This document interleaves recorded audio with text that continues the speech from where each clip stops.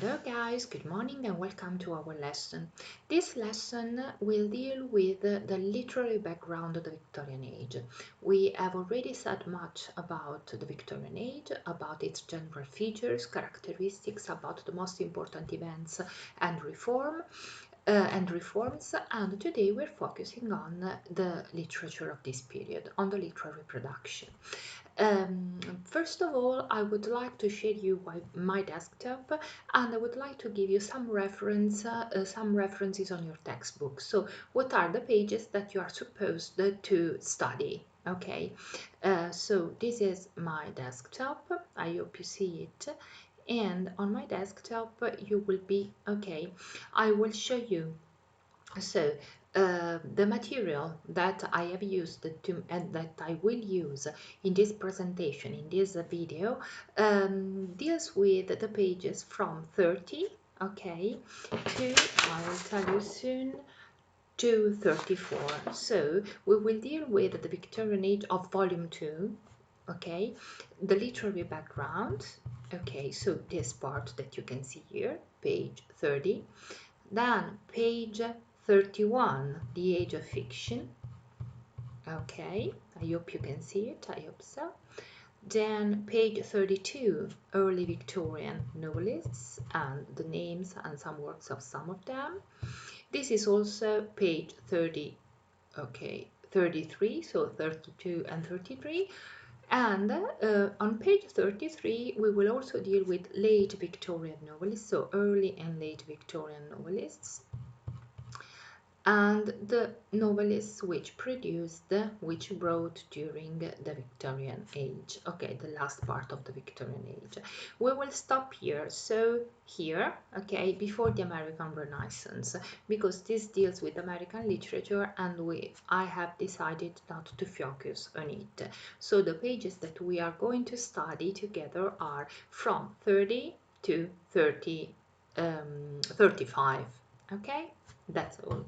So up to the colonial novel. Okay. So sorry. I go back to my face, okay, and I go back to my face because I would like to tell you that as usual I will share with you this video on YouTube, and the link will be put on the folder The Victorian Age that you have got in your Didactica. I will also send you by email on Google Meet, okay, Google Suite that we are now using. And I will also share with you some questions, the questions that I usually use as a guide, okay? So with the most important, that will help you to summarize the most important info about what we are about to say. So I will share with you my desktop again, okay, and also part of my face, and I will open my presentation, okay? This is the presentation. Okay, what can we say? Firstly, that during the Victorian Age, so this very long period, which goes from 1837, the year when Victoria became Queen of England, until 1901, which is the year of her death, the novel was the main literary genre. So, as we said, for the Romantic Age, for example, that in the Romantic Age, during the Romantic Age, or the Romantic Age can be considered, or is usually considered, as the age of poetry, we can say that the Victorian Age in Britain was the age of novel. Okay, the novel was the main genre. Why? For three reasons, basically. The first, because it reflected, it mirrored the moral values, it reflected the religious beliefs, and it reflected the contradictions, okay, of the age. So it was like a mirror. Everything that happened in Britain, all the values, all the beliefs, all the contradictions that characterized this long period were, okay, portrayed in the novels and by the novels written in this period. In the literary production, which was really huge during this period, we can find two main trends. Okay, on one side there is what we call the Victorian compromise, and on the other side we find the anti-Victorian reaction. Let's focus on the first. What do I mean when I say that the Victorian compromise can be considered one of the two main trends in literary production? I mean that some authors, some novelists of this period um, had a particular aim, had the aim to instruct and to entertain the readers. Okay, these authors, these novelists, were really aware of the necessity of this Victorian compromise. Okay, you already know what the Victorian compromise is. And these authors kept this kind of balance in society, this balance of which we have already spoken. Okay, and they wanted to instruct and to entertain at the same time the readers. So, instruct means to teach something, and mm, also, if their works were characterized, their novels were characterized by a realistic representation of the social problems, they didn't want to make any kind of political or social criticism. Okay, so they were realistic. Their novels were realistic. They represented the social problems, the political problems, the life of people. Okay, but they didn't openly criticize their society, the British society. Why? Because these authors shared the belief in the goodness of progress, in the goodness of human nature, in the goodness of the social development and of the economic development. They really believed that progress was good, that human nature was good, that the social development and the economic development were good. Okay, so their works, even though they were realistic, they were characterized by this positive attitude, okay, by this optimism. And so there wasn't in their works, in their novel, any type of open criticism to the conditions or to what they portrayed in their novels. On the other side, the second main trend in literary production was what I have called here the anti-Victorian reaction. So these were the two opposites. Who were these authors? These authors had an aim which was completely different from the aim of the authors which characterized the first main trend. They they aimed at criticizing the values of their era, and they aimed at exposing the contradictions of the period in which they lived, the contradictions which characterized the Victorian society. Okay, so let's focus on the differences between these two trends. On one side, optimism, belief in goodness of progress and the goodness of human nature and the possibility of social and economic development.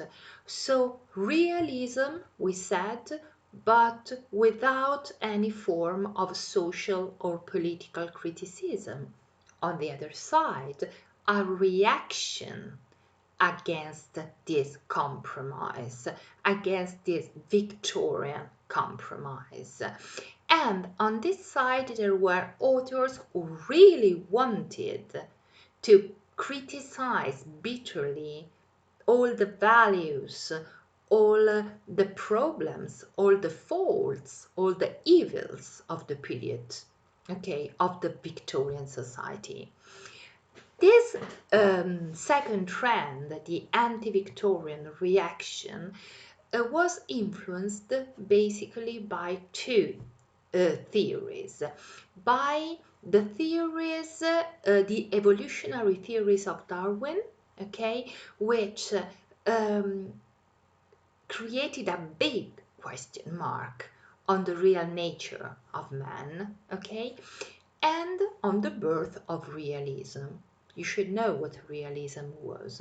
It was an artistic, okay, trend which was born in Europe, which spread in Europe during this period, and which was characterized by telling, okay, by telling what was going on using what we call realism, a realistic tone, telling without any kind of filter what was going on. These two influences were very important for the authors of the second trend, the anti-Victorian reaction one.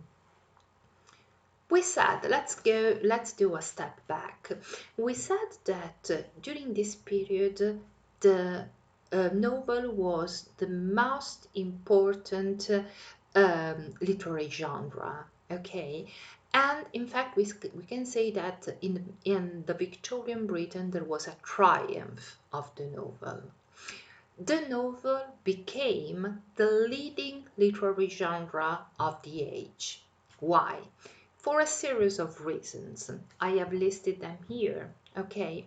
The first was the incredible, okay, increase in the number of people, of British people who were able to read and write. You should know why. Okay, I hope you remember why. Do you remember the Education Act?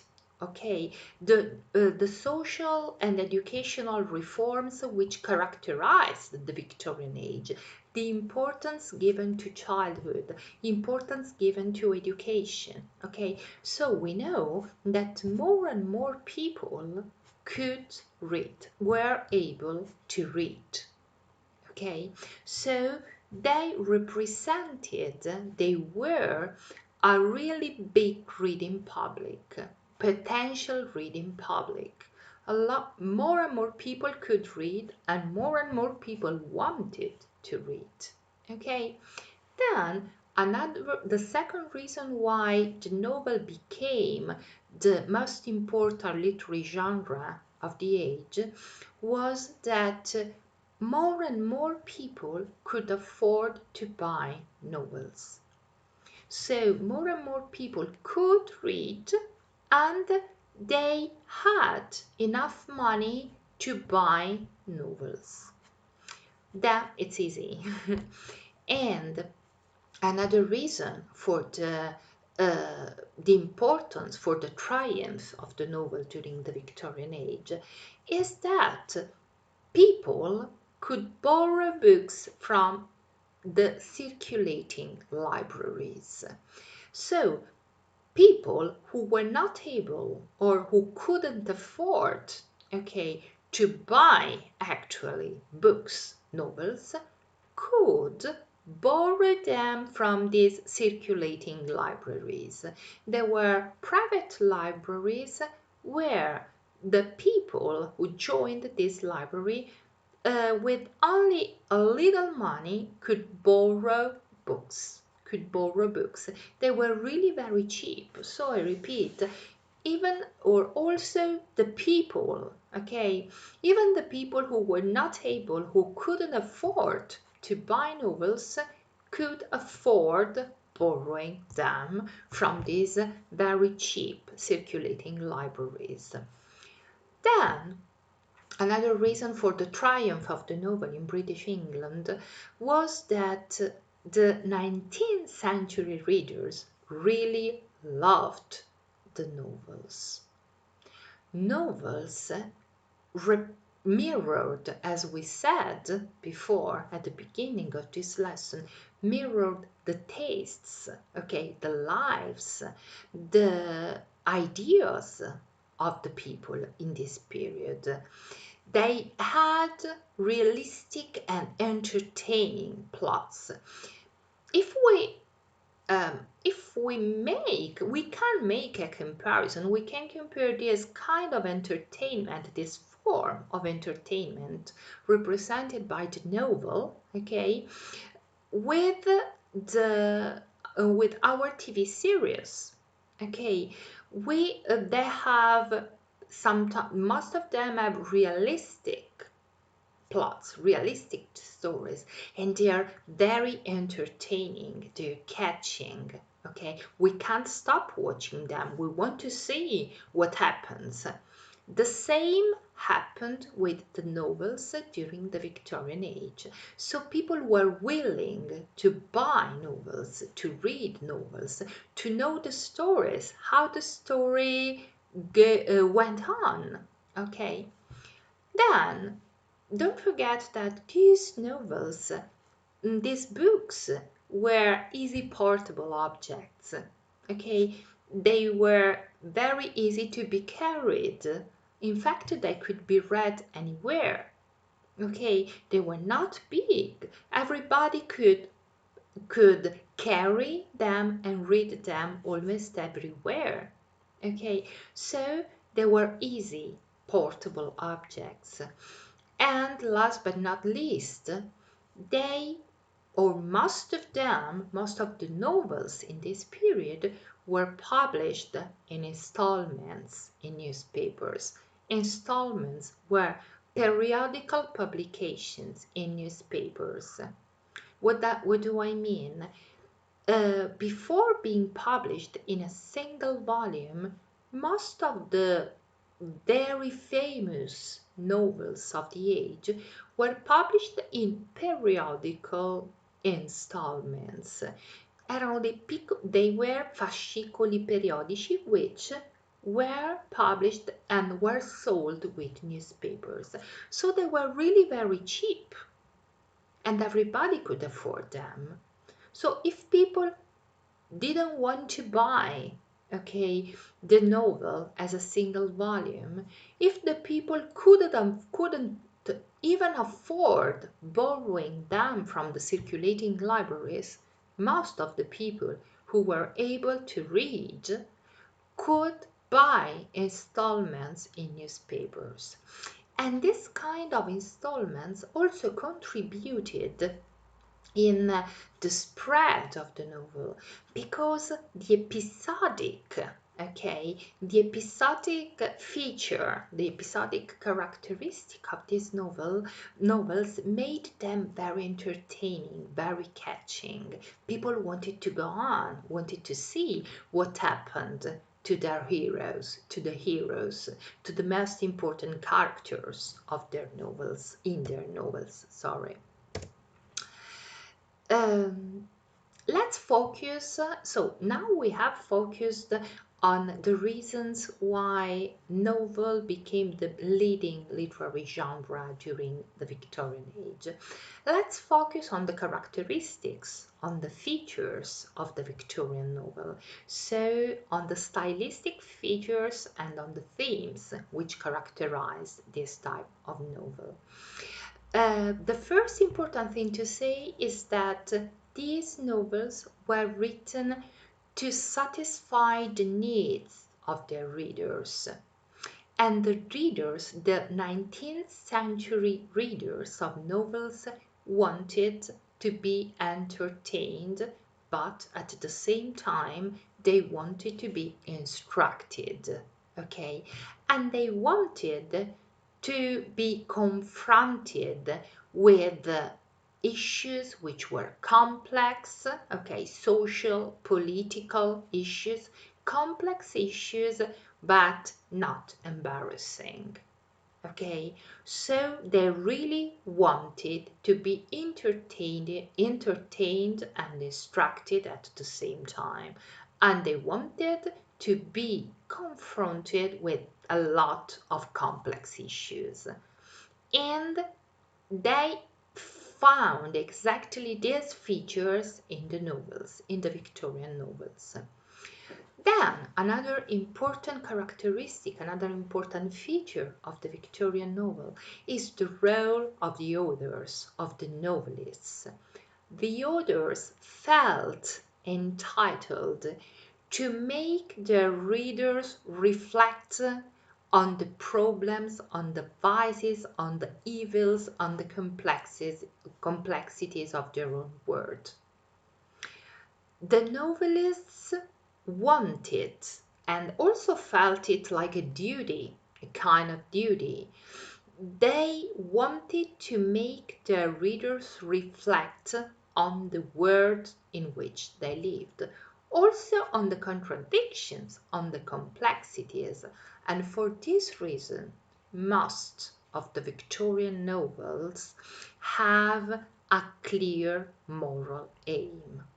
Moral. They want to teach a moral. They want to teach something. Okay? So they have a moral. And the writers, for this reason, the novelists, had to be seen as exemplars of virtues or virtue in their private sphere, in their private life. This was another characteristic of the Victorian novel and of the Victorian novelists, this kind of morality which had to characterize the writers themselves. Let's focus on some other figures, okay, of style and themes of the Victorian age. The man that you can see here is one of the most important and one of the most famous novelists, Victorian novelist, who was Charles Dickens. We will have time to say much about him, okay, in another lesson. So, another important feature of the Victorian novel was that the human condition was represented in this novel in a realistic way. Realistic. And the plots were usually complex, full of adventures, rich in characters of different types, rich in events, full of surprises and also subplots. So different stories, different plots which mixed up. Okay? Then the stories in the Victorian novels were usually told by a third person omniscient narrator. Third person, okay? So we don't have a first person narrator, omniscient narrator like in the novels of the origins, in the novels of the Augustan Age, for example. But during this period, there is an omniscient narrator, omniscient, who knows omnia, everything. But this omniscient narrator, the narrator who knows everything, doesn't speak with his own voice, but he uses a third person narrative. Okay, he is usually the spokesperson of the author. And the author himself in the novel acts like God. What does it mean? The novelist in the novel, the writer, okay, acts like God. It means that the author, okay, feels the right and also the duty to judge explicitly all the characters or their actions or their deeds, what they do, their behavior, their life. And the other, like God, has the power, okay, and he does it, okay, to create a rigid barrier between what is right and what is wrong. Okay, this is good, this is bad, this is right, this is wrong. So it creates this rigid barrier and it judges explicitly the actions, the deeds, the behaviors of the characters. The Victorian novels were usually structured in three volumes, and for this reason they are called triple deckers. Now here I have written, and you will find it also in your textbook, something, okay, taken, an excerpt taken from the biography of one of the most important men, okay, of the period, whose name was Anthony Trollope. He published his biography in 1883, and he compared, okay, the novelist to a clergyman and novels to sermons. Okay, so he wrote, the writer of stories must please or he will be nothing. Lo scrittore di storie deve compiacere, ok? Deve provocare piacere in chi legge o non sarà nulla.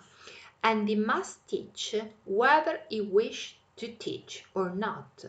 E deve insegnare che lo voglia o meno. How shall he teach lessons of virtue and at the same time make himself a delight to his readers? Come potrà, oppure come insegnerà la virtù e allo stesso tempo potrà essere piacevole per i suoi lettori? That sermons are not in themselves often thought to be agreeable, we all know. Che spesso i sermoni non siano pensati per essere completamente piacevoli, lo sappiamo tutti. Nor are disquisitions on moral philosophy supposed to be pleasant reading for our idle hours, né le disquisizioni sulla filosofia morale sono piacevoli, ok? Rappresentano letture piacevoli per le nostre ore di relax.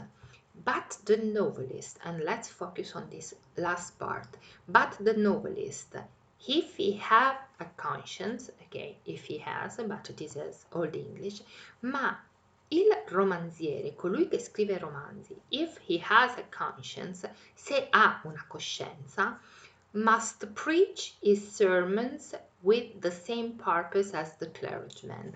Deve dire, ok, i suoi sermoni, predicare, qui usa proprio il termine, predicare i suoi sermoni with the same purpose as the clergyman, con lo stesso scopo che si prefigge un uomo di chiesa, un prete, and must have his own system of ethics, e deve avere il suo sistema di etica. So, novels again were considered sermons. What is a sermon? It's a long speech made by a clergyman who speaks to his community, okay, and who wants to teach something to his community.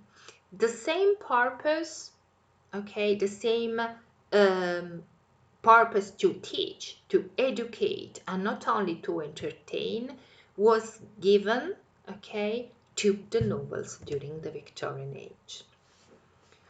When we speak of Victorian Age, of Victorian literature, I would like to go back for a minute to my face for a second.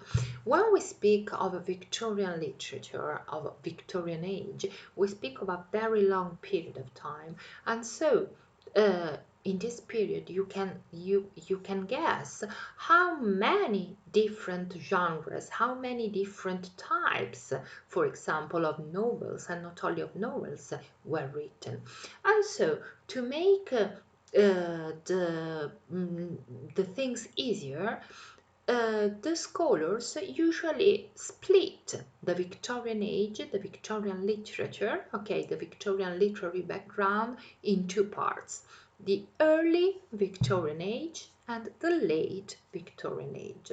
So the first 20-25 years of Queen Victoria's reign are considered part of the early Victorian literature. The others, okay, so from the second half of the second half of the 19th century is usually considered late Victorian literature. So on one side we have early Victorian literature, on the other late Victorian literature. Let's go back to my desktop. Okay, and the first thing that we are doing is to focus on the early Victorian novelists. There are many of them, but the most important that you can see here are Charles Dickens and the Bronte sisters. Let's see what their most important features are. Then I tell you that we will focus on Charles Dickens in another lesson, okay, or in another couple of lessons, but we will not say much about the Bronte sisters because I need to squeeze everything, okay. So what are the characteristics, generally speaking, of the early Victorian novelists? The first is that they give us a realistic portrait of the society they live in. Okay, so of the Victorian society. So realistic portrait is the key. Mm? Then their novels, or most of their novels, not all of their novels, but most of them are set in London. Why? Because London, as the capital city and as the most industrialized city, the biggest, the largest city in England, was taken or was considered to represent all the possible contradictions of the Industrial Revolution. So all the positive aspects and the negative aspects of the Victorian age. They were like represented by London. So most of the novels have got as their setting London.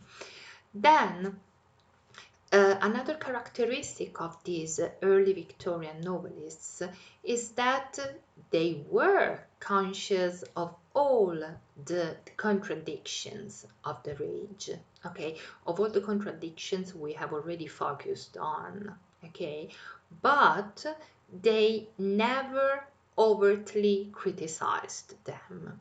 So they knew the flaws of the age. They knew the evils of the age. They were conscious, they were well aware of the contradictions of the Victorian society, but never overtly criticized them. Then they used fiction to instruct their readers. So the educational aim, okay, was fundamental to them. And they wanted to make their readers aware of the evils of the time.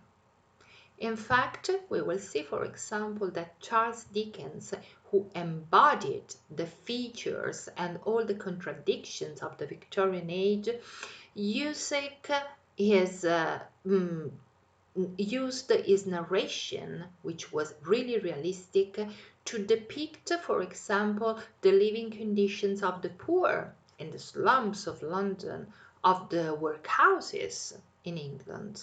Okay. On the other side, we find the Bronte sisters. They were early Victorian novelists, but they are a kind of miracle in the Victorian novel, because they are different from Charles Dickens. They represent a kind of alternative to the mainstream of the Victorian novel. They were three, but the two who wrote two of the most beautiful and one of the most well-known novels in British literature were Emily Bronte, who wrote Wuthering Heights, and Charlotte Bronte, who wrote Jane Eyre. Okay, I am so sorry that we don't have time to focus on these two novels, but they are really two of the masterpieces in British literature. Don't forget that the Bronte sisters are or belong to the early Victorian fiction, but they are a kind of alternative to this mainstream characterized by social problems, okay, by social issues, by political issues. Mm? Sorry, there is something. Okay, what did I do? Oh, sorry, presentation. Okay, sorry. Then we said that we can split the Victorian Age from a literary point of view or into different parts. We have just focused on the first part, so on the early Victorian novel, and now let's focus on the late Victorian novelists. So on the novelists who wrote most of their novels in the second half of the 19th century. What is the most important difference between these novelists and the ones belonging to the early Victorian novel? Their criticism in their novels became stronger and stronger.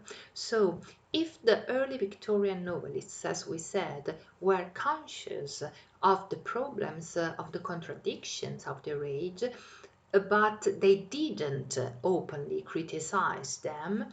Now, the late Victorian novelists deeply, strongly criticize the period, okay? The controversies, the contradictions, the problems, the flows of the period.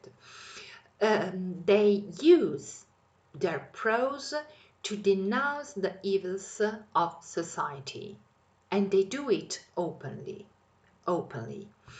And in their novels, or in most of their novels, the dark side of the age can be seen.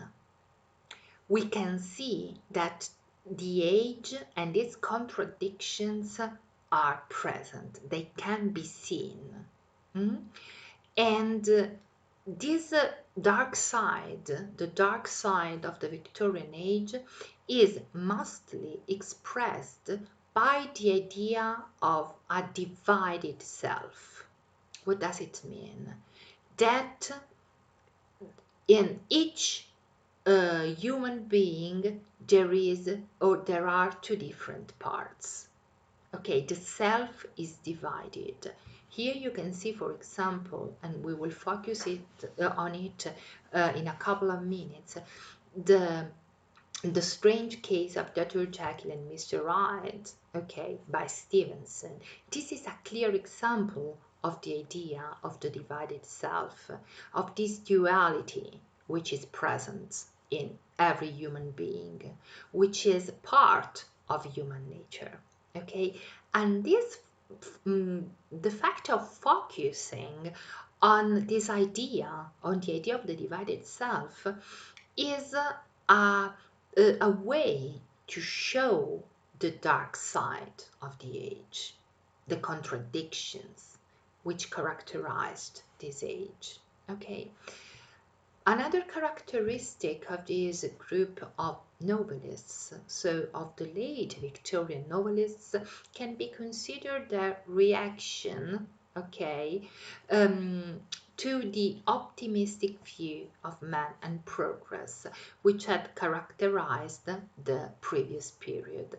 They rejected, okay, they rejected the optimism which had characterized the previous the period before.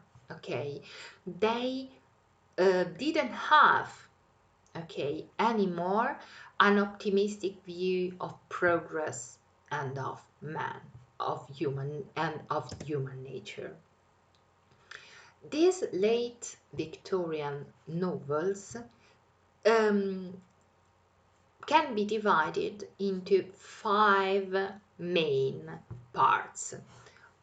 we have the children's novels, so the novels which were written for children, okay, not only the novels that have as protagonists, as main characters, the children, but the novels written for children.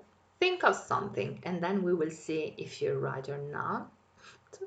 Then the novels which focus on the theme of the double, the novels which are based on aesthetic principles, okay, on aestheticism, the novels which are based on a pessimistic idea of man, society, and progress, and the novels which were based on colonial themes. Now we will focus on all of them to see which their characteristics were and who were the most famous writers, novelists for each of these types of novels, of late Victorian novels. The first, children's novels. So we said they are novels which were written for children. Okay, maybe the most important name, the one which always comes to everybody's mind, is Lewis Carroll, the author of Alice's Adventures in Wonderland. This novel for children was published for the first time in 1865 with a lot of beautiful illustrations. You can see one of them here. Okay. And Lewis Carroll was a professor of, sorry for the mistake here, of mathematics at Oxford University. And he wrote this novel for children.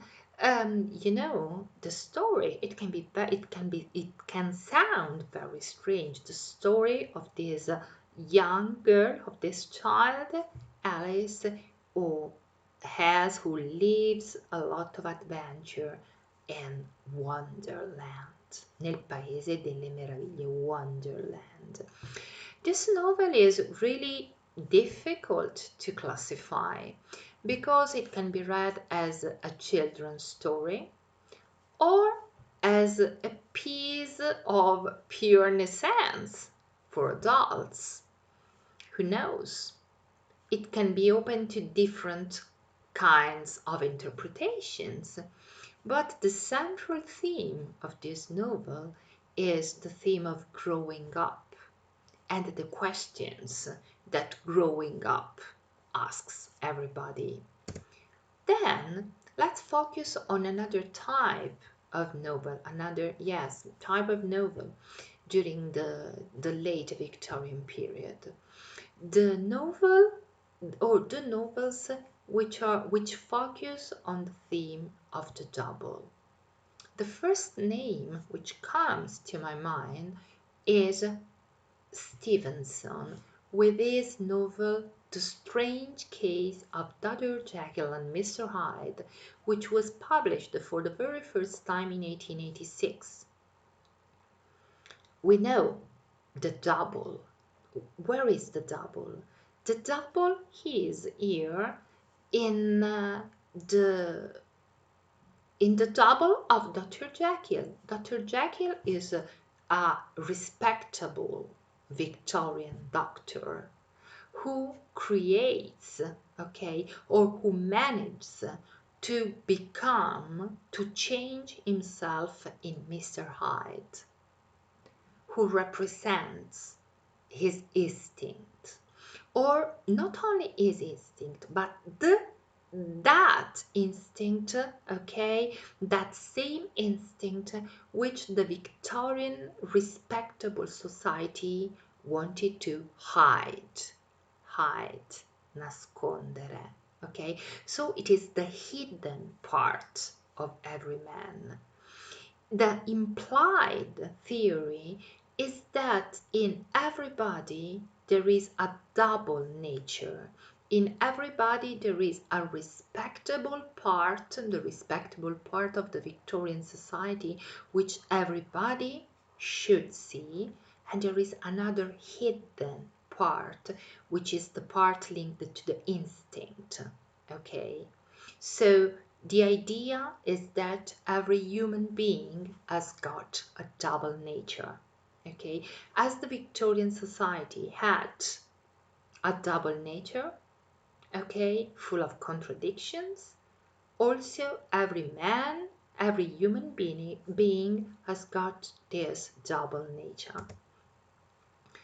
Then, now I will focus a little bit more on one of the most important innovation, okay, literary artistic theories, which was born in Europe and which characterized a big part of British literature during the late Victorian Age.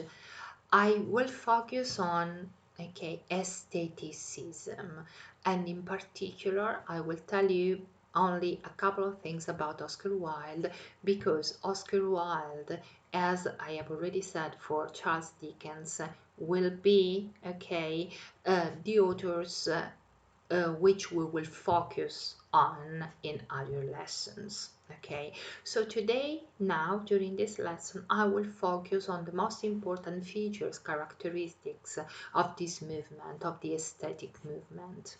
Okay, the manifesto of English aestheticism is usually considered the picture of, oh my god, how many mistakes, I will correct them, of Dorian Gray, which is the only novel published by Oscar Wilde.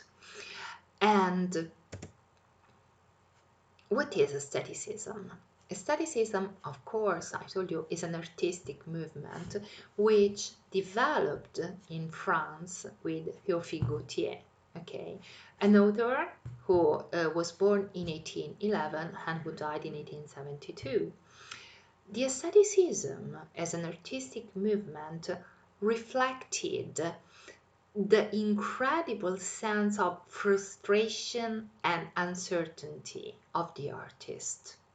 Okay, the artists in this period, so in the second half of the 19th century, started to feel this sense of uncertainty, of frustration. They lacked the optimism, the Victorian optimism, which had characterized the first half of the century. Why? We said it before, because of the theories of Darwin's theories, okay, because of the contradictions, because of the social problems which were characterizing this period. So, aestheticism reflected this sense of uncertainty and frustration. Then, the aestheticism also reflected the reaction of the author, of the artist, against the materialism and the restrictive moral code of the bourgeoisie, of the rich middle class, and reflected also the need of the artist to redefine, to change, to give a new shape to art. Okay, it was the aestheticism, okay, the protest against, as you can see here, the vulgarity, the monotony of the bourgeoisie life, bourgeoisie, la vita borghese, okay, of the middle class people. It was the need, they needed an unconventional existence.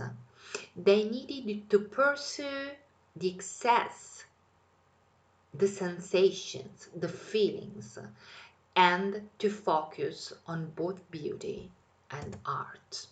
Okay, the theorist of this movement, or at least of this movement in England, was Walter Pater, who was born in 1839 and who died in 1894.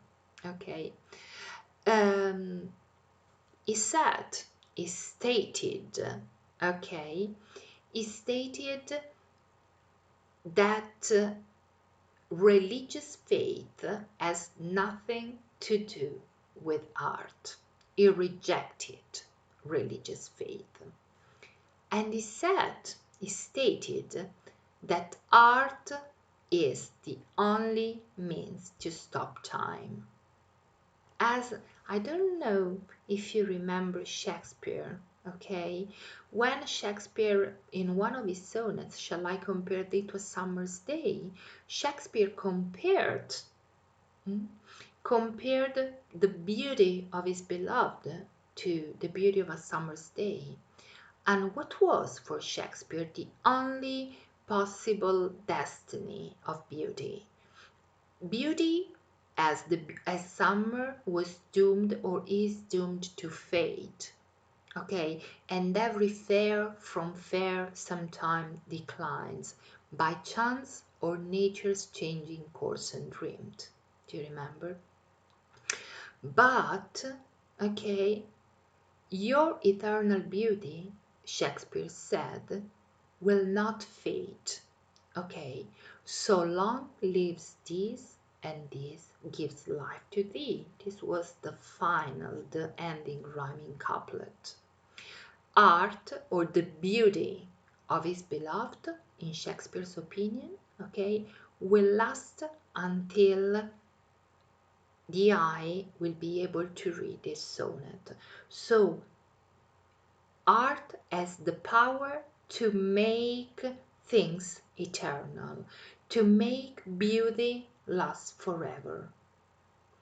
That is the same idea brought about by Walter Pater, the theorist of the aesthetic movement in England.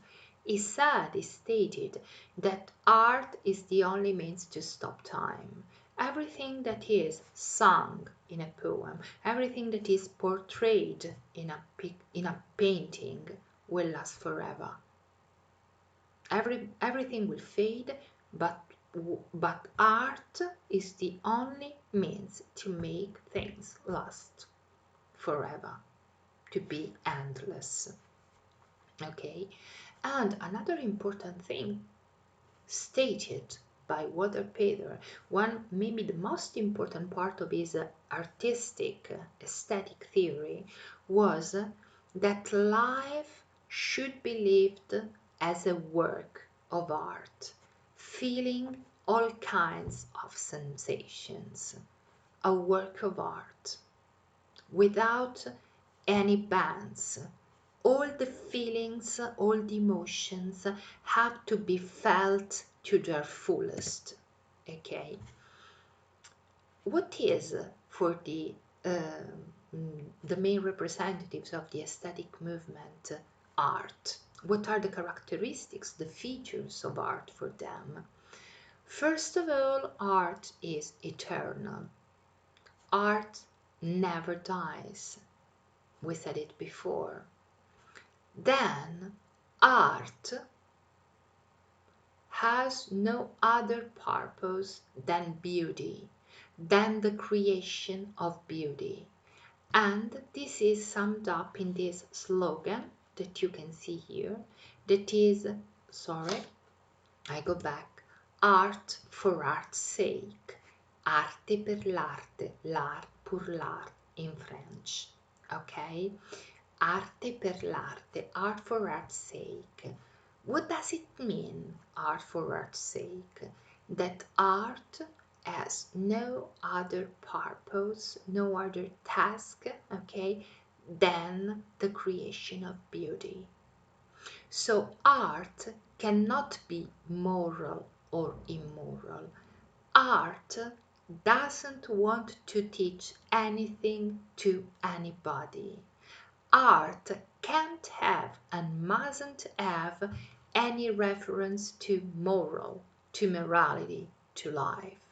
You can see how distant, how far it is from the social, political commitment of the other artists who wrote social novels, who really wanted to teach something, who put the moral and morality at the center, okay, as the core theme of their novels.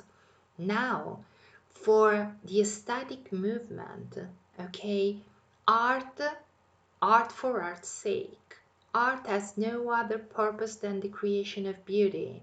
Art mustn't have and doesn't have any reference to life and to morality. The, the artist has only one task. What is it? To feel sensations, to be attentive to the gracious, to the attractive, to what is beautiful, okay, and to represent it, to describe it. What are the most important features of the works of the aesthetic artists? I have listed them here for you. The first, they use the language of the senses. So they describe what they can see, what they can smell, what they can hear, what they can taste. And they do it in an evocative way.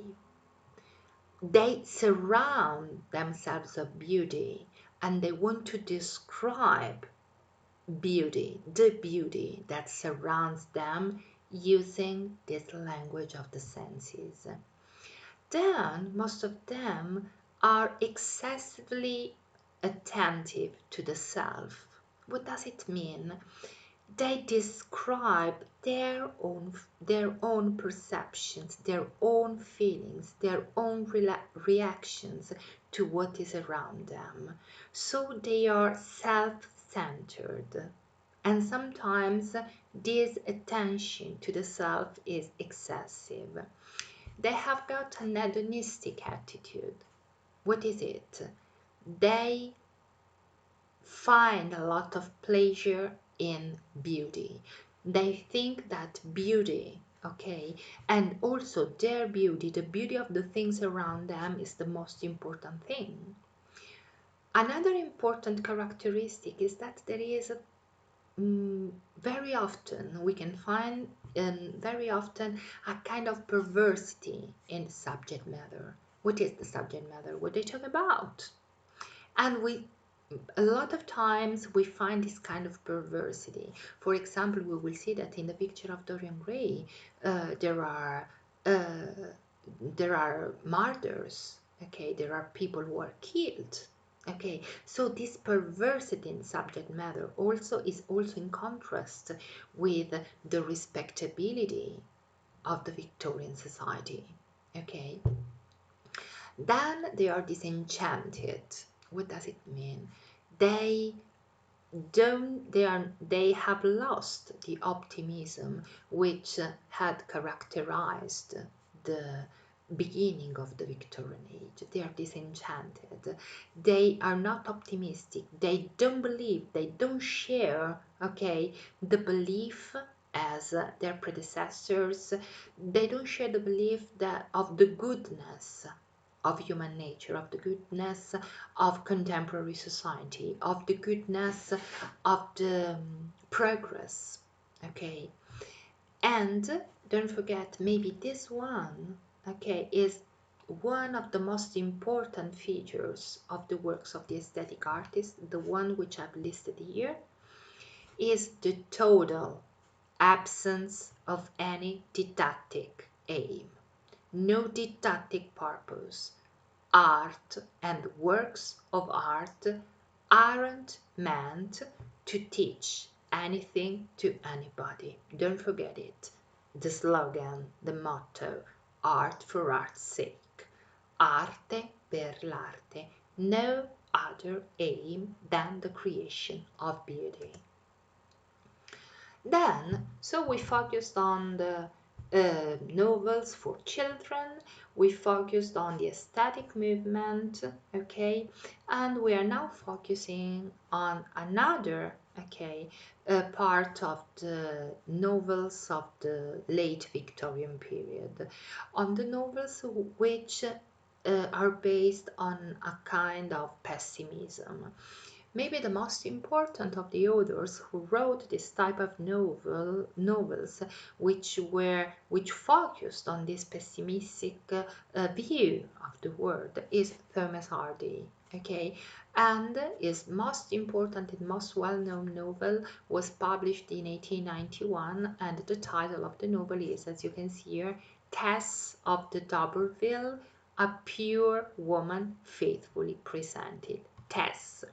Tess is obviously the name of a woman, okay, who in the title is considered or is said to be pure, and whose life, Thomas Hardy says, will be presented faithfully, fedelmente. So using a realistic, okay, being as realistic as possible. One of the most important characteristics of Thomas Hardy's novels is that they are set in a world which is an imaginary one. It is set in the south of England, and all of them, and so Tess of the D'Urberville, are pervaded, okay, by pessimism and tragic fatalism. What is fatalism? The idea that we are not able to choose. The idea that for every human being there is a kind of plan, okay, and that you can struggle, okay, as strongly as you want, but you cannot escape what is your destiny. This is tragic fatalism. Then there is another type of novel that I think is the last one we're focusing on, is the colonial novel.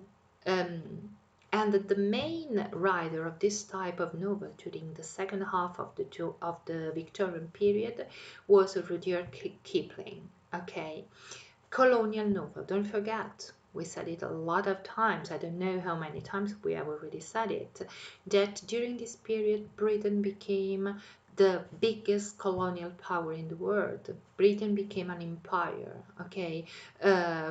Sun never sets in England, you know, this motto, this slogan, this saying, which was also widespread. England was the most powerful, the richest, the largest empire in the world. It had a lot of colonies spread, okay, in both in the eastern and in the western hemisphere, in the northern and in the southern ones. And this new type of colonialism was reflected in the novels, in some novels in this period, and in particular in the novels written by Kipling. He was English, but he was born and he spent a lot of years in Bombay, so in India, which used to be a British colony. And in his novels, he usually explored the encounter and also the relationships, which were very complex sometimes, between the Indians, so the people who were born there, okay, and the English, the colonists.